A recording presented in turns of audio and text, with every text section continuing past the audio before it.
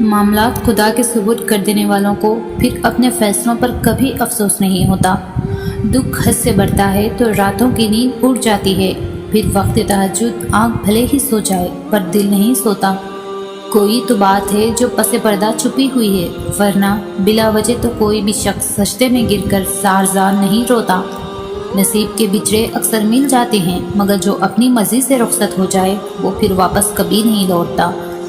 انسان کے دل سے شروع ہوتا ہے بندگی کا ہر راستہ۔ دل دکھانے والوں پر وہ اپنی محبت کا دروازہ نہیں کھولتا۔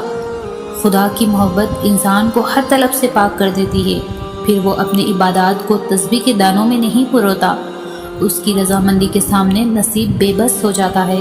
وہ تو بس کن کہتا ہے، وہ ہونے یا نہ ہونے کا نہیں سوچتا۔ تمہاری خدا سے یہ دوری ہی تمہیں بے سکون رکھتی ہے۔ تم بھول جاتے ہو اسے پر وہ تمہیں کبھی نہیں بھولتا۔ قبولیت کا انداز مختلف ہے بس اس کا، وہ یا تو دل بدل دیتا ہے یا من پسند راہ کھول دیتا ہے۔